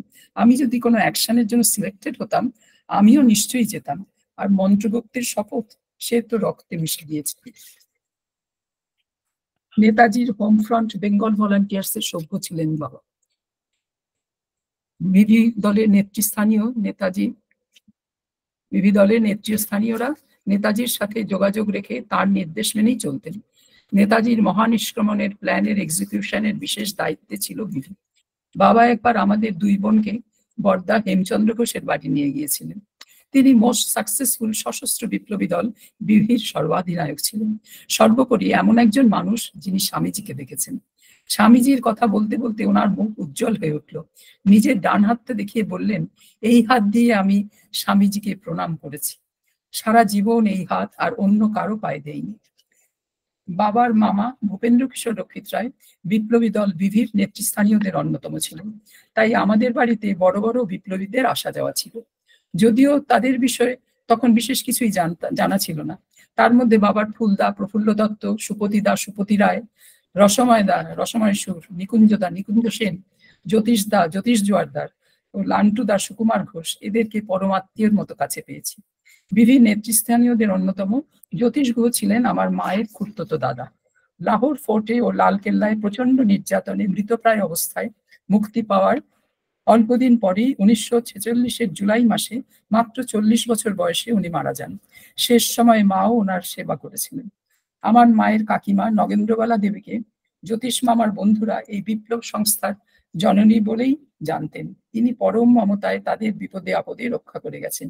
আমার মা বাবার বিয়েটা কিন্তু অ্যারেঞ্জড বাই বিভি। ভূপেনদার ভাগ্নে মুকুলের সাথে জ্যোতিষদার বোন মনির বিয়েটা এই দাদারাই ঠিক করেন। ওনারা মাকে খুব স্নেহ করতেন। নেতাজির সাথে বামফ্রন্টের বিভির বিপ্লবীদের যোগাযোগ ছিল। দাদুর অপর ভাগ্নে বাবার মাসতুতো ভাই বিপ্লবী সত্যব্রত মজুমদার চঞ্চল ছিলেন এদের অন্যতম। বর্মা ফ্রন্ট থেকে পাঠানো নেতাজির নির্দেশ ট্রান্সমিটারের সাহায্যে সংগ্রহ করে তা লিফলেটের আকারে ছাপিয়ে সারা দেশে ছড়িয়ে দেওয়ার শাস্তি স্বরূপ কাকুকে 1945-এর শেষে মিলিটারি ইন্টেলিজেন্সের প্লেনে লাহোর ফোর্টে নিয়ে গিয়ে প্রচন্ড অত্যাচার করা হয়। কাকু যাদবপুর ইউনিভার্সিটির ইলেকট্রিক্যাল ইঞ্জিনিয়ারে বিই ছিলেন। ইংরেজ দেশ ছেড়ে যাওয়ার আগে সত্যব্রত মজুমদারকে যাতে কোনো সরকারি চাকরিতে না নেওয়া হয় সেই মর্মে নোট রেখে গেছে। সেই নোট সম্পর্কে জানার পর তা উইথড্র করিয়ে চাকরি পেতে পেতে কাকুর জীবনের অনেকটা সময় নষ্ট হয়ে গেছে। আরেকজনের কথা বলতেই হবে, তিনি বাবার আরেক দাদা সমরেন্দ্রনাথ বসু ঠাকুর। শেষ জীবনে স্বাধীনতা সংগ্রামী হিসেবে পাওয়া সরকারি আবাসনের ফ্ল্যাটেই দুজনে থাকতেন। আমাদের দুই বোনের বিয়ে হয়ে যাওয়ার পর জীবনের শেষ 15 বছর এই ফ্ল্যাটে বাবা একাই থাকতেন। বাজার হাট রান্না বান্না করে আর বই লিখে দিন কাটাতেন। একবার বাবার অসুস্থতার জন্য আমার বাড়ি নিয়ে গিয়েছিলাম, কিন্তু কদিন পরে বাবা ফ্ল্যাটে ফিরে আসেন। কারণ যে কদিন বাঁচবেন অমলেন্দু ঘোষ পরিচয় বাঁচবেন, কারো শ্বশুর পরিচয় নয়। অসুস্থ মানুষটিকে রাতে একা রেখে কি করে চলে যাব ভাবছি, তখন বাবার দাদা বললেন উনি রাত্রে থাকবেন। একজন 75+, অন্যজন 85+। আমাকে চিন্তিত দেখে বললেন, শোনো, দুইজনে তো আর এক লগে মরুম না। অকাট্য যুক্তি, এরা যে কি ধাতুতে গড়া কে জানে। আমার মা সুজাতা ঘোষ এর সম্পর্কে কিছু কথা জানাতে চাই, না হলে যে বাবার কথা অসম্পূর্ণ থেকে যায়। মায়ের জন্ম ঢাকা শহরে 1920 সনের জ্যৈষ্ঠ মাসে। কন্যা সন্তান বলে হয়তো জন্মের দিনক্ষণ কেউ লিখে রাখেনি। আমার দাদু শ্রীশচন্দ্র গুহর বদলির চাকরি ছিল, তাই মাকে ঢাকা, কলকাতা, বাঁকুড়া নানা জায়গায় ঘুরে ঘুরে থাকতে হয়েছে। কলকাতায় থাকার সময় মা ডাব স্কুল, বেলতলা স্কুলে পড়েছেন। তারপর ঢাকা থেকেই ম্যাট্রিক IA পাশ করেন। পরে কলকাতায় বেথুন কলেজে বিএ পড়তেন, কিন্তু ফাইনাল পরীক্ষার ঠিক আগে 1941-এর ডিসেম্বরে যুদ্ধের সময় ইভাকুয়েশনের জন্য দেওঘর চলে যেতে হয়। ছোটবেলায় শোনা একটা ছড়া মনে পড়ছে, সারেগামা পাধানি, বোম ফেলেছে জাপানি, বোমের ভেতর কেউটে সাপ, ব্রিটিশ বলে বাপ রে বাপ। বছর দেড়েক বাদে কলকাতায় ফিরে 1944-এ প্রাইভেট ক্যান্ডিডেট হিসেবে বিএ পাশ করেন। পরের বছর উত্তর কলকাতার ওরিয়েন্টাল সেমিনারি স্কুলে শিক্ষকতা শুরু করেন। পরে বিটি পাশ করেন। মর্নিং স্কুল হওয়াতে স্কুলের পরে ক্যালকাটা ইউনিভার্সিটি রাজাবাজার ক্যাম্পাসে এক্সপেরিমেন্টাল সাইকোলজিতে MA ক্লাসে ভর্তি হয়ে ক্লাস করতে শুরু করেন। মা প্রখ্যাত মনস্তত্ত্ববিদ গিরীন্দ্রশেখর বসুর ছাত্রী ছিলেন। বাটা শু কোম্পানির শ্রমিকদের উপর কিছু মনস্তাত্ত্বিক পরীক্ষার ডেটা দিয়ে MA পরীক্ষার থিসিস পেপার টাইপ করে বই আকারে জমা দিয়েছিলেন। মায়ের সেই প্র্যাকটিক্যাল খাতা আমি দেখেছি, অপূর্ব সুন্দর হাতের লেখা আর নিখুঁতভাবে আঁকা সব গ্রাফ পেপার পেস্ট করা রয়েছে।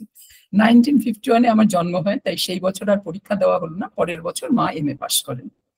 এরপরে মা ঢাকা নারী শিক্ষা মন্দির স্কুলে 9 বছর এবং 1964-এ রায়টে ঢাকা থেকে উৎখাত হওয়ার পর কলকাতায় ভবানীপুর মনোরমা ইনস্টিটিউশনে জীবনের শেষ 10 বছর প্রধান শিক্ষিকার পদে কাজ করেন। দুটোই সেকেন্ডারি স্কুল, তাই মা ক্লাস 9-10-এ ইংরেজি পড়াতেন। ইস্ট পাকিস্তান বোর্ড এবং West Bengal board of secondary education দু জায়গাতেই তিনি বেশ কয়েক বছর ইংলিশ পেপার 1-এর এক্সামিনার ছিলেন। 1971-এ ওয়েস্ট বেঙ্গল হায়ার সেকেন্ডারি বোর্ডের সাইকোলজি পেপার 1 and 2 কোয়েশ্চেন সেটারের দায়িত্ব পেয়েছিলেন। দীর্ঘ 4 বছর রাজবন্দী হিসেবে জেলে কাটিয়ে 1946-এ যখন বাবা মুক্তি পেলেন, তখন স্বাভাবিকভাবেই মানসিকতার অনেক পরিবর্তন হয়ে গেছে। তাই হিন্দুস্তান ইন্স্যুরেন্সের সেই কলম পেশা চাকরি করতে আর মন সায় দেয়নি। তখন ঢাকায় একটা ভালো চাকরির অফার পেয়ে চলে যান। 1947-এ দেশ ভাগ হলো।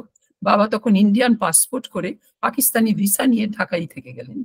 বছর বছর ভিসা রিনিউ করাতে হতো। বাবাকে বেশ কয়েকবার অফিসের কাজে করাচি, লাহোর যেতে হয়েছে। 1948-এর সেপ্টেম্বর মাসে প্রথম যেবার করাচি যান, সদ্য প্রয়াত পাকিস্তানের ফাউন্ডার মোহাম্মদ আলী জিন্নার কবর দেখে আসেন। তখনও কাঁচা কবর, চতুর্দিকে পাহারা, একটা থমথমে ভাব।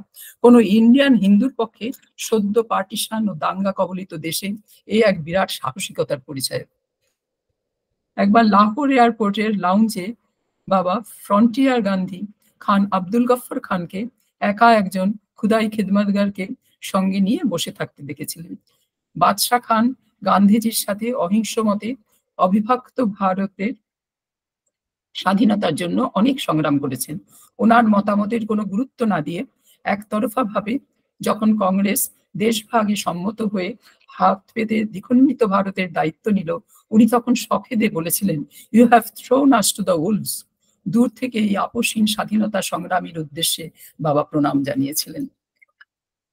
মা 1953-তে আমাকে নিয়ে পাসপোর্ট ভিসা করে ঢাকায় চলে যান।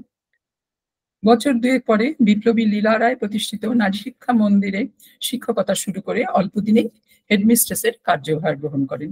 1971-এ বাংলাদেশ যুদ্ধের পর সিনেমা জগৎ পত্রিকা বাংলাদেশ সংখ্যায় প্রকাশিত মায়ের লেখা ঢাকা নারী শিক্ষা মন্দির থেকে কিছু অংশ পড়ে শোনাচ্ছি। আমি ভারতীয় ঘটনাচক্রে নারী শিক্ষা মন্দিরের প্রধান শিক্ষয়িত্রীর পদটি আমার অদৃশ্যে এসে জুটেছিল, কিন্তু কাজটি অত সহজ ছিল না। আমার প্রধান অপরাধ আমি হিন্দু, দ্বিতীয় অপরাধ আমি ভারতীয়। মুসলিম লীগ প্রভাবিত দৈনিক পত্রিকা মর্নিং নিউজ আমাকে ইম্পোর্টেড হেডমিস্ট্রেস বলে অভিহিত করলে এবং পূর্ব পাকিস্তানে একজন ভারতীয়কে অতিরিক্ত সুযোগ দেওয়ার জন্য গভীর ক্ষোভ প্রকাশ করল। এখানে আরেকটি কথা, আমি তখন বেশ ছোট। ইন্ডিয়ান হাই কমিশন অফিসের প্রধান অরুণাংশুবাবুর আমন্ত্রণে ওর বাড়ির ড্রয়িং রুমে প্রজেক্টরের সাহায্যে সত্যজিৎ রায়ের পথের পাঁচালী দেখেছিলাম। ছোট্ট স্মৃতি, কিন্তু এখনো সজীব। নারী শিক্ষা মন্দির কেন্দ্রিক আমাদের ঢাকার জীবন ছিল আনন্দময়। শিক্ষক, শিক্ষিকা, ছাত্রী, দপ্তরিক, মাসি, দারোয়ান, মালি সব মিলে এক একান্নবর্তী পরিবার। আমাদের স্কুলে 4 জন বয়স্ক মাস্টারমশাইও ছিলেন। আজ থেকে 60-65 বছর আগেকার কথা। ইংরেজি, বিজ্ঞান, অঙ্কের ভালো টিচার পাওয়া একটা সমস্যা ছিল। উচ্চশিক্ষার দিকে মেয়েরা তখনও তত এগিয়ে আসেনি। তাছাড়া বিয়ের পর অনেকেই চাকরি ছেড়ে দিতেন। ছাত্রীদের কথা ভেবে মা তাই 4 জন 65+ রিটায়ার্ড মাস্টারমশাইকে স্কুলের টিচিং স্টাফ করে নিয়ে আসেন। তাছাড়া তখন মাধ্যমিকে বাংলা ব্যাকরণের উপরে 30 নম্বরের সাবজেক্টিভ প্রশ্ন থাকতো। তাই ক্লাস 7-8-এ সংস্কৃত পড়ানো ছাড়াও ক্লাস 9-10-এ বাংলা ব্যাকরণ পড়ানো ভারটাও পণ্ডিত মশাইকে দিয়েছিলেন। এছাড়া স্কুলের ছাত্রীদের দিয়ে সিকান্দার আবু জাফর রচিত শকুন্ত উপাখ্যান নাটক, দুরাত্র অভিনয় করিয়ে টিকিট বিক্রির টাকা, পুরনো স্কুল বাস বিক্রির টাকা এবং কিছু ডোনেশন তুলে ফিজিক্স, কেমিস্ট্রি, বায়োলজি ল্যাবরেটরির জন্য 3 রুমের এক বাড়ি তুলে বিজ্ঞান ভবন প্রতিষ্ঠার ব্যাপারে মায়ের অবদান নারী শিক্ষা মন্দির সকৃতজ্ঞ চিত্তে স্মরণ করে। মায়ের উৎসাহে স্কুলে খেলাধুলা ও নানা রকমের ফাংশন হতো। নাচে, গানে, অভিনয়ে আমাদের স্কুলের মেয়েরা খুব নাম করেছিল। রবীন্দ্রনাথের অভিসার অবলম্বনে নৃত্যনাট্যে ইন্টার স্কুল কম্পিটিশনে ফার্স্ট প্রাইজ নিয়ে এসেছিল। আমার সহপাঠী বন্ধু অনিতার ইন্টার স্কুল হাই জাম্প কম্পিটিশনে 2nd প্রাইজ নিয়ে আসার কথাও মনে পড়ে। নারী শিক্ষা মন্দিরের অসাম্প্রদায়িকতার কথা সকলের জানা। পাকিস্তানের একটি স্কুলে সরস্বতী পূজায় মুসলমান মেয়েরা যোগ দিচ্ছে, আর মিলাদুন নবীতে হিন্দু মেয়েরা যোগ দিচ্ছে। এ তখন সত্যি উল্লেখযোগ্য ছিল। ঢাকায় স্কুলে শুক্রবার ও রবিবার ছুটি থাকতো। মা বাবা দুজনেরই বাগান করার শখ ছিল। স্কুলে বিরাট জায়গা। ঢাকা নিউ মার্কেটে নার্সারি থেকে ফুল গাছের চারা এনে ছুটির দিনে গার্ডেনিং হতো। ফুলে ফুলে ভরা ভারী সুন্দর স্কুল ছিল আমাদের। দুর্ভাগ্য যে এমন একটি স্কুল গুন্ডার আক্রমে তছনছ হয়ে গেল। 1964 সনে 15ই জানুয়ারি একটি আনন্দঘন পরিমণ্ডলের অবসান হলো। শেখ হাসিনা আমাদের স্কুলেরই ছাত্রী ছিলেন। ওর বাবা ধানমন্ডিতে বাড়ি করার পর উনি ক্লাস 9-এ টিসি নিয়ে চলে যান। শেখ মুজিবুর রহমান গার্জেন হিসেবে স্কুলে আসতেন, মায়ের সাথে কথা হতো। প্রিন্সিপালস রুমের জানালার বাইরে থেকে ওনাকে দেখার সৌভাগ্য আমার হয়েছে। আরেকজনের কথা এখানে বলবো, তিনি হচ্ছেন বাংলাদেশের প্রখ্যাত কবি ও নির্ভীক একনিষ্ঠ সমাজসেবিকা বেগম সুফিয়া কামাল। উনি দীর্ঘদিন স্কুলের সহসভাপতি হিসেবে স্কুলের সার্বিক উন্নতির জন্য মাকে নানাভাবে সাহায্য করে গেছেন। দুজনের খুবই প্রীতিপদ সম্বন্ধ ছিল। মায়ের মৃত্যু সংবাদ পেয়ে ঢাকা বাংলাদেশ থেকে বাবাকে চিঠিতে লিখেছেন, স্বজাতি কিংবা স্বজন না হলেও তাকে আমি আমার ছোট বোনের মতো ভালোবাসতাম। এই ভালোবাসা তিনি নিজ কর্মের জন্যই অর্জন করেছিলেন। একনিষ্ঠ শিক্ষা সাধনা যে তার ছিল, এই কথাটি আমি মর্মে মর্মে উপলব্ধি করতাম বলে তার কাজে যতটুকু পেরেছি সহায়তা করার চেষ্টা করেছি। আপনার শোকার্ত অন্তরে আমার সমব্যথিত অন্তরের স্পর্শ ক্ষণেকের জন্য আপনাকে যেন সান্ত্বনা দেয়। ইতি প্রীতিসিক্তা সুফিয়া কামাল। মায়ের সম্পর্কে আরেকটি কথা, ঢাকায় থাকাকালীন শ্রী সারদা মায়ের জন্মতিথি, রবীন্দ্র জয়ন্তী, উপলক্ষে আয়োজিত বিভিন্ন সভায় মা বক্তৃতা দেন। তার মধ্যে ঢাকা ছাড়ার ঠিক আগের বছর ঢাকা রামকৃষ্ণ মিশনে মায়ের জন্মতিথিতে অনুষ্ঠিত মহিলা সভায় প্রদত্ত ভাষণ উল্লেখযোগ্য। 1958 সাল ফিল্ড মার্শাল আইয়ুব খানের নেতৃত্বে পাকিস্তানে জঙ্গি শাসন শুরু হলো। মিলিটারি রুল যে কি বস্তু তা আমরা ভারতীয়রা যারা আজ স্বাধীনোত্তর 77 বছর একটা গণতান্ত্রিক শাসন ব্যবস্থার মধ্যে বাস করছি তারা কোনোদিনও বুঝবো না। বাংলাদেশ ওয়ারে ইন্ডিয়ার কাছে সারেন্ডার করার পর ডিসেম্বর 71-এ পাকিস্তানে ইয়াহিয়া খানের সামরিক শাসনের অবসান হয়। ঢাকায় থাকতে এক ভদ্রলোক বাবাকে বলেছিলেন, মশাই আমরা মরতাছি সাফোকেশনে আর আপনাদের দেশে তো ওভার ভেন্টিলেশন। জঙ্গি শাসনের শুরুতে মানুষের মনে আশা জেগেছিল বোধহয় এবারে দেশের উন্নতি হবে, কিন্তু আইয়ুব খান ক্রমে ক্রমে বাঙালিয়ানাকে ধ্বংস করার কাজে উঠে পড়ে লেগে যান। পূর্ব পাকিস্তানের প্রতি বৈমাতৃসুলভ ব্যবহার সকলের চোখে পড়ে। আইয়ুব শাহীর বিরোধিতা সত্ত্বেও প্রতি বছর 21শে ফেব্রুয়ারি শহীদ মিনারের পাদদেশে বাঙালিরা শপথ গ্রহণ করতে লাগলো। স্কুল কলেজে ধর্মঘট শুরু হয়ে গেল। ঢাকা ইউনিভার্সিটি সমাবর্তনে আর্মি পার্সোনেল গভর্নরের কাছ থেকে ডিগ্রি নেওয়ার জন্য কোনো ছাত্রেরই দেখা পাওয়া গেল না। সামরিক শাসনে হিন্দু মুসলমানকে লড়িয়ে দিয়ে বাঙালিদের ইউনিটি নষ্ট করার কাজ আইয়ুব খান চালিয়ে দিতে থাকলেন। মাঝে মাঝেই একটা কিরকম থমথমে অবস্থা হতো, মনে হতো যে কোনো মুহূর্তে রায়ট শুরু হয়ে যাবে। পরিচিত মুসলমান ভদ্রলোকেরা তার আঁচ ফেলে আমাদের সচেতন করতেন। একবার এক ভদ্রলোক ঢাকেশ্বরী কটন মিলের মালিক সূর্যবাবুকে একটু সাবধানে চলাফেরা করতে বলায় উনি উত্তরে বলেছিলেন, কেন আপনারা আবার গরম হয়েছেন বুঝি? অ্যান্টি হিন্দু মানসিকতা কিছু বাঙালির মধ্যে অবশ্যই ছিল। ঢাকায় একজনকে এক বড় আমলা একবার বলেছিলেন, আপনারা 2-4টা রবীন্দ্রসঙ্গীত লিখতে পারেন না? তিনি উত্তরে বলেছিলেন, পারি, কিন্তু সেটা তো আর রবীন্দ্রসঙ্গীত হবে না। কবি নজরুল ইসলামের লেখা শ্যামা সঙ্গীতের কথা ওখানে বোধহয় কেউ জানে না। একই বৃন্তে 2টি কুসুম হিন্দু মুসলমান কেউ গায় না। আর আজ থেকে 60 বছর আগেই সঞ্চিতা কাব্যগ্রন্থে নবনবীনের গাহিয়া গান সজীব করিব গোরস্থান আমি প্রিন্টেড দেখে এসেছি, মহাশ্মশান নয়। আমরা ঢাকা শহরের বাইরে কোথাও বড় একটা যেতাম, তবে অবস্থা বোধহয় ঠিক ছিল না।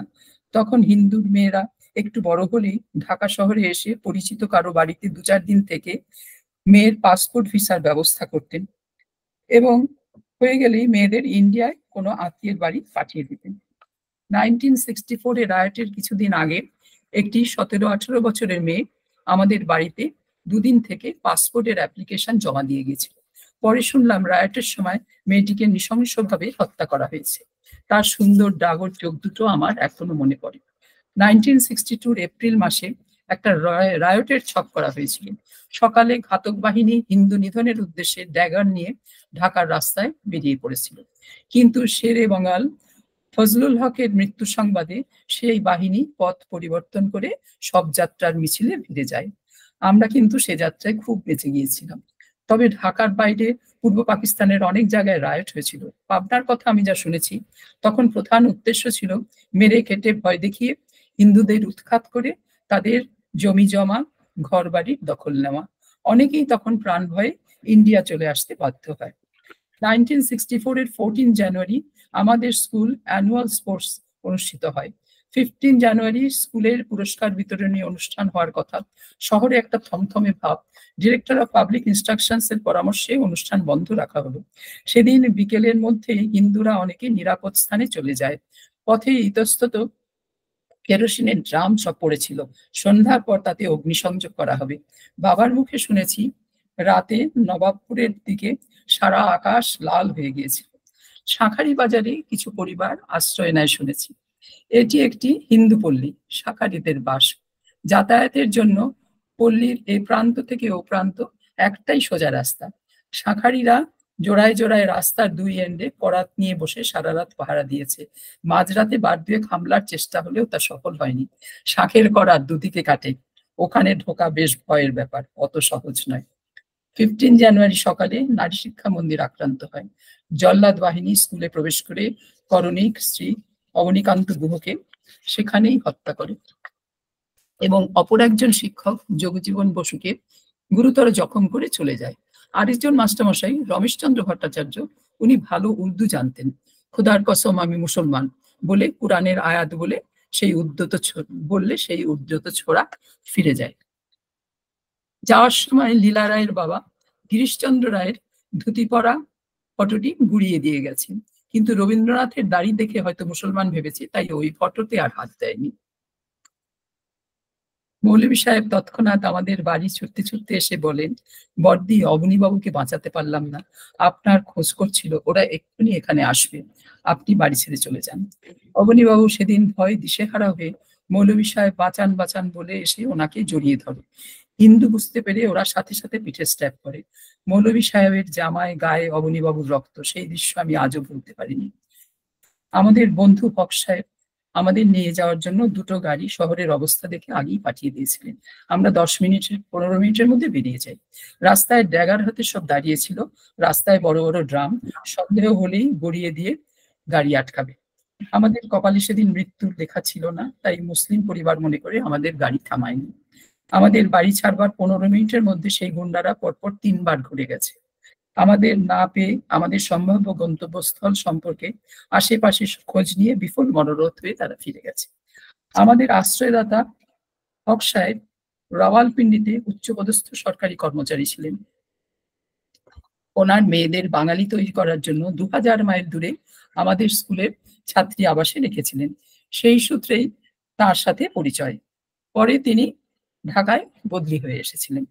হক সাহেব আমাদের আশ্রয় দিয়ে বন্দুক আছে এমন এক আত্মীয়কে ডেকে এনে দুজনে দুটো দরজা বন্দুক নিয়ে পাহারা দিতেন। ওনার বাড়িতে আমরা 8 দিন ছিলাম। এই ঘটনার 2 দিন আগেই নারায়ণগঞ্জে ঢাকেশ্বরী কটন মিলে আক্রান্ত হয়। 13ই জানুয়ারি রাতেই হিন্দু শ্রমিকদের কোয়ার্টারে আগুন লাগানো হয়। তারা বেশিরভাগই ঢাকেশ্বরী কটন মিলের কর্মী। পরদিন শেষ রাতে আদমজি জুট মিলের শ্রমিকেরা ঢাকেশ্বরী কটন মিলে আগুন লাগিয়ে দেয়। মিলের জিনিসপত্র ভাঙচুর করা শুরু হয়। তখন মিলের ম্যানেজার সত্যেনবাবু ঢাকায় হেড অফিসে ম্যানেজিং ডিরেক্টর সুনীল বোসকে ফোন করে ইমিডিয়েট পুলিশ মিলিটারি হেল্প চান। সকালের মধ্যে লুটপাট করে 1000-এর উপর হিন্দু শ্রমিকদের মেরে তাদের বউ মেয়ে তুলে নিয়ে তারা চলে যায়। কোনো হেল্প পৌঁছয়নি। কিছু মানুষ লক্ষ্মীনারায়ণ কটন মিলে আশ্রয় নেয়, কিন্তু খবর পেয়ে সেই বাহিনী ওখানেও ঢুকে পড়ে হামলা চালায়। মিলের ম্যানেজার ক্ষেত্রমোহন বাবু ঢাকায় অফিসে ফোন করেছিলেন, কোনো সাহায্য পাননি। শীতলক্ষার জল নাকি রক্তে লাল হয়ে গিয়েছিল, বাবার মুখে শুনেছি। নারায়ণগঞ্জে শীতলক্ষা নদীর ধারে অনেক মিল ছিল। ঢাকেশ্বরী কটন মিল 1 নম্বর, 2 নম্বর, Lakshminarayan cotton mill, Adarsh cotton mill, Adamjee jute mill. প্রসঙ্গত আদমজি বাওয়ানিদের কটন মিল ওয়েস্ট পাকিস্তানে ছিল। এই কটন মিল ওনার্সদের সাথে বাবা কর্মসূত্রে জড়িত ছিলেন। বাবা একবার আমাদের নারায়ণগঞ্জ থেকে লঞ্চে করে শীতলক্ষা নদী বেয়ে ঢাকেশ্বরী কটন মিলে বেড়াতে নিয়ে গিয়েছিলেন। কটন মিল দেখার অভিজ্ঞতা হলো, চারিদিকে খুব সুন্দর ফুলের বাগান ছিল। Chinese premier Chou En Lai Dhakeshwari cotton mill visit করতে এসে ভিজিটার্স বুকে লিখে গেছেন, I wonder whether the mill has a garden or the garden has a মিল।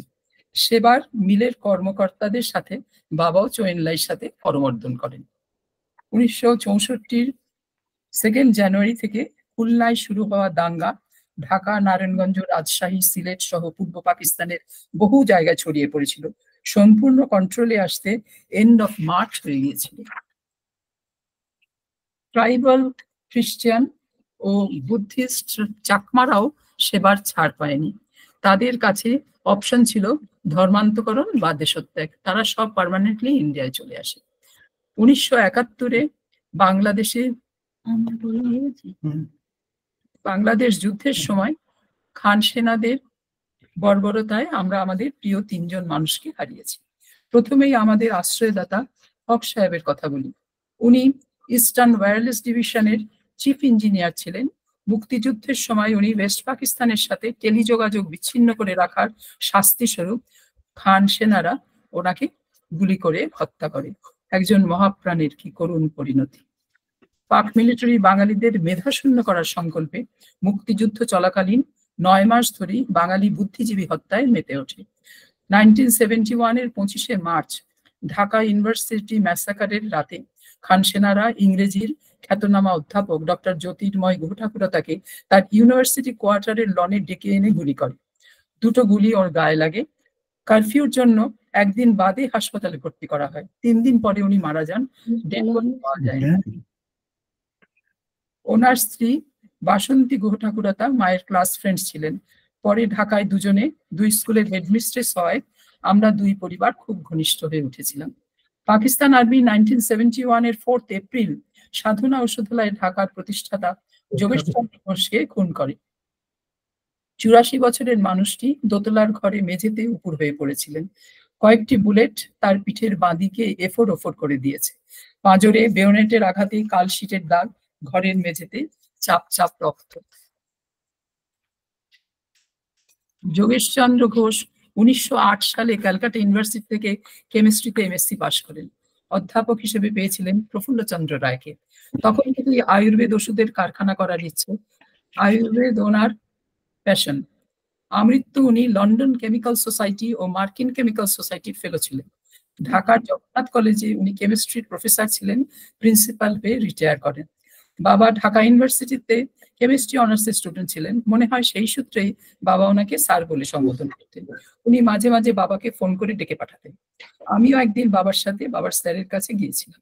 একতলায় কারখানা, আয়ুর্বেদিক ওষুধ তৈরি হচ্ছে, কড়া গন্ধে পুরো বাড়ি ভরে রয়েছে। সিঁড়ি দিয়ে দোতলায় উঠে ওনার ঘর। এই সিঁড়ির সামনে দাঁড়ানো ছবি দেখে জানলাম কোনো একদিন আচার্য প্রফুল্লচন্দ্র রায়, নেতাজি সুভাষচন্দ্র, কাজী নজরুল ইসলাম, ডাক্তার নীলরতন সরকার এরা সবাই এখানে এসেছিলেন। রবীন্দ্রনাথ, শরৎচন্দ্র এরাও সাধনা ঔষধালয়ের কবিরাজি ওষুধ খেতেন।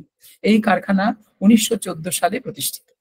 16 ডিসেম্বর 71 ইন্ডিয়ার কাছে সারেন্ডার করার দুদিন আগে 14 ডিসেম্বর রাতে পাক আর্মি 200 জন বুদ্ধিজীবীকে তাদের বাড়ির থেকে কোনো গোপন স্থানে তুলে নিয়ে গিয়ে হত্যা করে। এদের স্মরণে বাংলাদেশে 14 ডিসেম্বর শহীদ বুদ্ধিজীবী দিবস পালন করা হয়। আয়ুর্বেদ চিকিৎসা শাস্ত্রে অসামান্য অবদানের জন্য 1991 14 ডিসেম্বর শহীদ বুদ্ধিজীবী দিবসে বাংলাদেশ সরকার যোগেশ চন্দ্র ঘোষের নামে ডাক টিকিট প্রকাশ করে। এপ্রিল 64 এর 2রা বৈশাখ আমরা ঢাকার পাট চুকিয়ে দিয়ে কলকাতা চলে আসি। মা ভবানীপুর মনোরমা ইনস্টিটিউশন গার্লস স্কুলের হেডমিস্ট্রেসের পদে যোগ দেন। অ্যাডমিনিস্ট্রেটর পরিচালিত স্কুলে আইনি নানা ঝামেলা সামাল দিয়ে নানা অনিশ্চয়তার সাথে যুদ্ধ করে মা জীবনের শেষ 10টা বছর কাটিয়ে দেন। তার মধ্যে 1970 সালে নকশাল আন্দোলনের কথা একটু বলি। তখন পশ্চিমবঙ্গের মুখ্যমন্ত্রী সিদ্ধার্থ শঙ্কর রায় বিনা পরীক্ষায় প্রমোশনের দাবিতে পরপর 3টি লাল কালিতে লেখা চিঠি মা রিসিভ করেন। তারই একটা পড়ে শোনাচ্ছি। লাল চিঠি। নকশালবাড়ি তেরে পুকারে। প্রধান শিক্ষয়িত্রী মহাশয়া, আমরা গোপনীয় সূত্রে জানিতে পারিলাম যে আপনাদের স্কুলে 25 নভেম্বর পরীক্ষা আরম্ভ হইতেছে। সুতরাং আপনার কাছে অনুরোধ এই যে এই বার্ষিক পরীক্ষা অন্য সব স্কুলের মতো বন্ধ করুন। আপনি যদি পুলিশের সাহায্য লইয়া পরীক্ষা করিতে চান করুন, তাহাতে আমাদের আপত্তি নাই, কিন্তু জানিয়া রাখিবেন আপনার পিছনে আমাদের লোক ঘুরিয়া বেড়াইতেছে। যেমন কেজি বসুর স্ত্রীকে বিল্ডিং হইতে বাহির করিয়া হত্যা করা হইয়াছিল, তেমনি আপনাকেও এইভাবে হত্যা করা হইবে। অতএব আপনি সমগ্র ছাত্রীকে পরীক্ষা না লইয়া বিনা শর্তে ক্লাসে তুলিবেন। ইতি নকশালবাড়ি লাল সালাম, মাওসেতুং যুগযুগজিও, CPI-ML। তবে নকশাল আমলের এই বিপদ অগ্রাহ্য করে মা বাৎসরিক পরীক্ষা ঠিকই নিয়েছিলেন। আমাদের ঠাকুমা প্রতিভা দেবী সম্পর্কে বাবার মুখে শোনা কিছু কথা বলে বক্তব্য শেষ করছি। ঠাকুমা শ্রী রামকৃষ্ণ পার্ষদ স্বামী সুবোধানন্দজি বা খোকা মহারাজের দীক্ষিতা ছিলেন।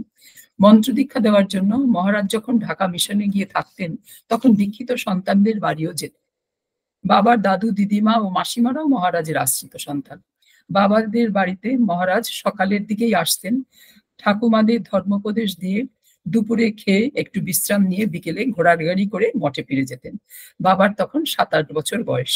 বাবা তাকে প্রণাম করেছেন। মহারাজের হাসি ভরা মুখ, মা দিদিমাদের বড় একটা পাখা দিয়ে হাওয়া করা, পদ সেবা করা, এইটুকুই বাবার মনে ছিল। আরো ছোট বয়সে মায়ের সাথে নৌকো করে বেলুর মঠে যাওয়ার স্মৃতি বাবার মনে স্পষ্ট ছিল। তখন স্বামী শিবানন্দজি মহাপুরুষ মহারাজ প্রেসিডেন্ট। ঠাকুমা ওনাকে প্রণাম করে কিছু ধর্ম উপদেশ লাভ করেছিলেন। বাবাও প্রণাম করেছিলেন। দুজন পার্শ্বদকে পাদস্পর্শ করে প্রণাম করার সৌভাগ্য, তাদের আশীর্বাদ লাভের সৌভাগ্য কজনের হয়। ঠাকুমাদের 3 বোনের সাথে খোকা মহারাজের চিঠিপত্রে যোগাযোগ ছিল। বেলুর, ভুবনেশ্বর, রাঁচি বিভিন্ন মঠ থেকে 1924, 25, 26 এই 3 বছর ধরে খোকা মহারাজের স্বহস্তে লেখা 39খানা চিঠির এক অমূল্য সম্ভার ঠাকুমা বাবার জন্য রেখে গেছেন। পত্র রচনার 43 বছর পর উদ্বোধনের বিভিন্ন সংখ্যায় 21টি চিঠি ছাপা হয়। সেই রত্নখনি থেকে কিছু উপদেশ পড়ে শোনাচ্ছি। শ্রী শ্রী রামকৃষ্ণ জয়তী। কল্যাণিয়া প্রতিভা মাই, মাই তোমার 2খানি পত্র পাইয়াছি। তুমি পরীক্ষায় উত্তীর্ণ হইয়াছ জানিয়া ও তোমরা সকলে শারীরিক ভালো আছো জানিয়া আমি খুব সন্তুষ্ট হইয়াছি। যদ্যপি সুবিধা হয়, এইবার উপাধির পরীক্ষা দাও। শ্রীমান মুকুলের অসুখ জানিয়া চিন্তিত আছি, কুশল দানে সুখী করিবে। মাই তোমার যে জীবনব্যাপী দুঃখের কথা লিখেছ, সেও তার ইচ্ছা। জন্ম, মৃত্যু, বিবাহ এ সমস্ত কথা কেহ ঠিক করিয়া বলিতে পারে না। কোন কোন দুঃখে মানুষের মনকে ভগবান দিয়ে এগিয়ে দেয়, তারপর শান্তি আসে। তোমার এ সমস্ত বিষয়ে বেশি কি লিখিব, যখন দেখা হইবে গল্প হবে। খুব বিশ্বাস রাখিতে হবে যে আমি তার মেয়ে। হৃদয় মন্দিরে তিনি আছেন। যেমন সাংসারিক পিতামাতার কাছে কত আবদার চলে, সেই রকম তার কাছেও চলে। মানুষ ভগবানের স্নেহ, দয়া, ভালোবাসা কখন বুঝিতে পারে? যখন কোনো বিপদে পড়ে। সেই বিপদ ও তার দয়া তাহাকে, সে বিপদ ও দয়া কারণ তাহাতে তাকে জানিতে পারা যায়। মনে যখন যাহা উদয় হবে, দুঃখ আসুক বা আনন্দ আসুক, সমস্ত বিষয় তার কাছে জানাতে হবে। তিনি তার বিধান করবেন, তোমরা তার আপনার, এই বিশ্বাস রাখিবে। সুখ দুঃখ লইয়া প্রত্যেক মানুষের জন্ম। যদ্যপি মানুষে ভগবান সম্বন্ধে চিন্তা ও সেই সুখে সুখী হয়, তার দুঃখ যদি আসে, স্থানাভাবে দুঃখ চলিয়া যায়, জায়গা পেলে তো আসবে।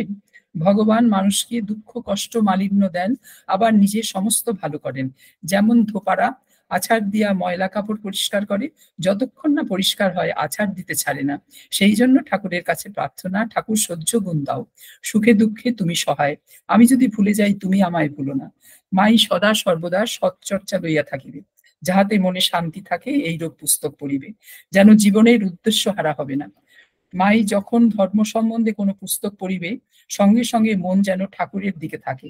মনে করো তোমার ছেলে বিদেশ থেকে তোমায় পত্র দিয়াছে, যখন তুমি পত্র পড়িবে, সেই সঙ্গে তাহার চেহারা মনে পড়িবে ও তার আরো কত কথা মনে মনে জানিতে পারিবে। এই রকম পড়া চাই। আমি যে তোমায় বলিয়াছিলাম শ্রীমদ ভাগবত 11 স্কন্ধ পড়িবে, সেই সব জায়গায় কেমন সুন্দর কথা আছে। জপ, তপ, পূজা পাঠ যাহা কিছু মনকে স্থির করিবার জন্য, সাধন ভজনের জন্য তিনি যদি একাগ্র চিত্ত করিয়া দেন, তবেই মঙ্গল।